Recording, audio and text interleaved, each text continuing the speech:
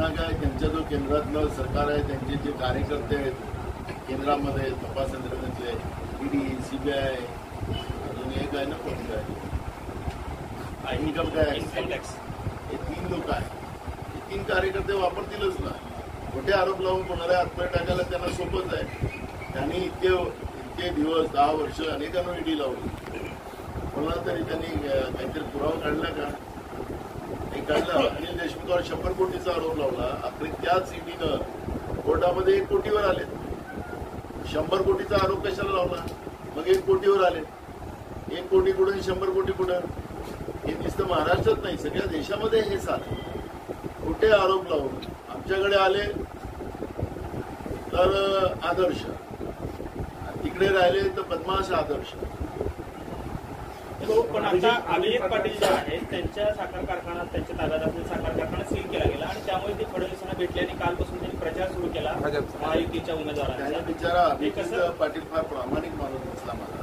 खरं तर निवडणूक आयोगाने देवेंद्र फडणवीसवर कारवाई केली पाहिजे त्या स्टेटमेंटवर माझा मी मागणी करणार. त्यांनी सांगितलं अभिजित पाटलांनी की मला फडणवीसांनी सांगितलं की मी तुझ्या कारखान्याला ताकद देतो आणि तू म्हणून माझ्या बाजूला राहा आणि मी कारखान्यासाठी त्याच्याकडे आहे असं तुमच्या टीव्हीवर त्यांनी इंटरव्ह्यू दिलेला आहे. ठीक आहे, माझं आहे का वाक्य त्यांचं वाक्य. असं प्रलोभन निवडणुकीच्या काळात सत्तेमध्ये बसलेल्या लोकांना देता येत नाही आणि म्हणून निवडणूक आयोगाने देवेंद्र फडणवीसांवर कारवाई केली पाहिजे अशी मागणी आमची आहे.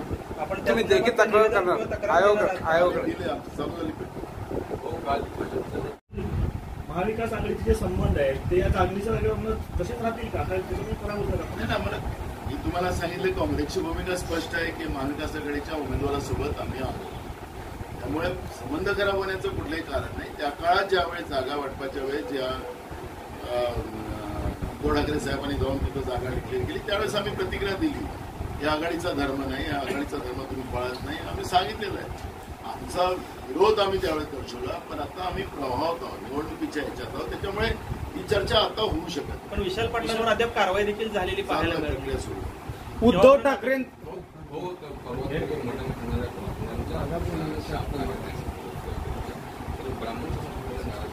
नाही त्याला मटण खाणाऱ्या माणसाचं ब्राह्मण त्याला मटण खाणाऱ्या ब्राह्मणांचा ब्राह्मण समाज त्याचा राग करेल.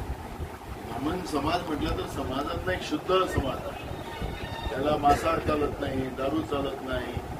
जे लोक मांसाहार करतात त्याला ब्राह्मण मानत नाही, ब्राह्मणच नाही मानत. तुमच्यावर नाराज व्हायची कुठं कारण आहे? तुमच्यावर अब्दुल हुसेनचा दावा दाखल करू शकतो देवेंद्र फडणवीस. आम्ही सोबत खाल्लेला आहे त्याच्यामुळे करावं. काय खाल्लंय मटणामध्ये काय खाल्लंय? चिकन. पण पुरावे होतो आम्ही सांगितलं ना आम्ही सोबत खाल्लेलं आहे आणि माझा मित्र हे कधीच चूक नाही करणार. शरद पवार कशामुळे ही अस्वस्थ होत नाहीत? त्यांना आजवरही अटॅक आला नाही अशा प्रकारचं वक्तव्य नारायण राणेंनी केलेलं आहे. नारायण राणे साहेबाबद्दल काही